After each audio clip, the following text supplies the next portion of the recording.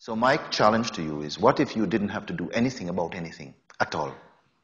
Nothing at all to do, nothing at all to do about anything. Yes, make a cup of tea because that doesn't give you any trouble. Whatever it is you have to do, answer the phone, make this appointment, whatever. But it's not accompanied by this idea that there is something that I need to do to be stable in the awareness, because I tell you that is a trap. Forget about it. If you touch this idea, you believe it instantly into existence.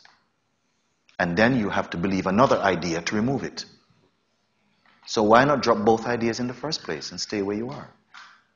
You're simply here within which all that arises for you, including the sense of spirituality, forget about spirituality then. Forget about enlightenment and forget about you also. And what remains here? That which cannot be gotten rid of remains. It's just that, simpler than simple. Sometimes we overuse the intellectual faculties, which are only meant to take you up to this seeing, and thereby they say goodbye. We have served you enough, they will go. You're simply here. All this knowledge that we acquire, called spiritual knowledge, is only a mirror for the timeless to see itself. And for what reason? For no other reason than it's fascinated with its own recognition for some reason. I don't see that the idea that something is difficult, which is a persistent notion in the psyche of the human expression of consciousness, that we just have to do something to kind of, sometimes we're speaking like also a sense that we must get something accurately. So I said, no, there's no accuracy in the self. Or everything is the self. If you give up all your notions, all your effort to try and get somewhere, just drop it right here now, because you have the power to do it. Just drop it. Yes. Just like you're sitting in a restaurant full of people, clinking glasses and utensils and stuff, and talking, and there's music, and yet you can have a sweet conversation with your friend sitting across the table, because you don't let it in. Yeah. In the same way, you don't let these thoughts in, that there is something that I need to do to stay more present. And the minute you are without this thought, the recognition is here. You know what? Oftentimes, this moment of seeing is attended by great laughter. There's nobody laughing, it's just... It seems too simple to be true. Because how many books, how many libraries, how many CDs, how many teachers, how many stories? Can it all be pointing to this simplicity? My God, what a joke, what a strange thing. That I simply am. Some full acceptance of this ever-present truth happens, as it were. We can give it the title of grace or sort of benediction or whatever it is, but it simply happens. And this movement that there is something that needs to be corrected, yes, at times I can say this, because another time I might tell you, you know what, you need to stop doing that and do this. And there has to be that flexibility, that openness, which is present in the beingness, to actually hear that and see the sense in that in the moment, and still see that although you have to do something to see that, actually you have to do nothing to be that. So this is a kind of paradox that seems to happen. And we are mostly molested by these thoughts that something gets in the way. Yes. So there's a time when I'll tell you, yes, in the moment this thing seems to be in the way. And I'll also ask you, in the way of what? Yes.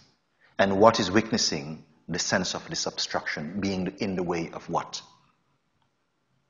We have said that awareness cannot be on the other side of working through any process or practice. It has to be that in which even the very idea, the striving, the first thought happens already in the awareness. So any journey from that thought onward can only happen in awareness, but cannot be taking you to awareness as an objective goal. It is only the discovery of the subject to itself.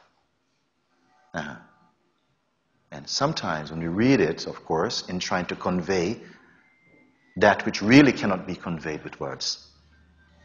It cannot be touched or carried in the word. At best, you may say, out of the irrefutable authority of the seeing, those words are imbibed with a sort of presence. They have a power in them. They have more light or something in them when they come from that seeing, at best. Yes.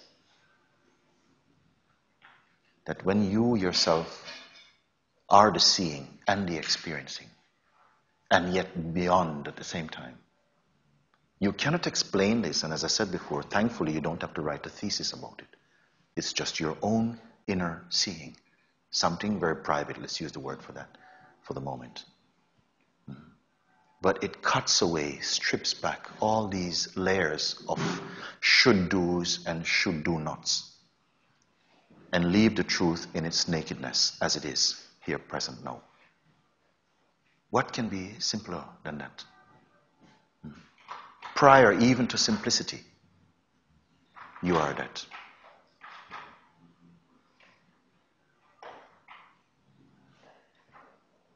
Our minds are really enjoying this complete rest.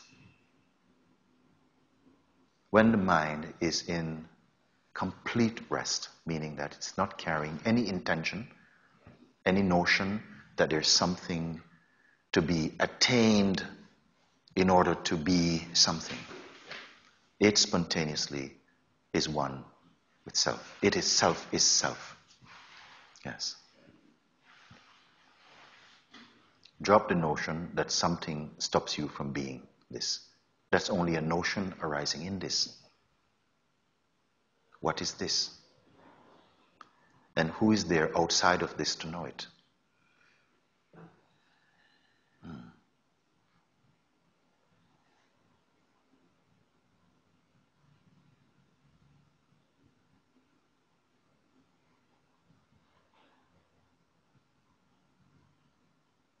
In this that we are, it does not even say, I am this.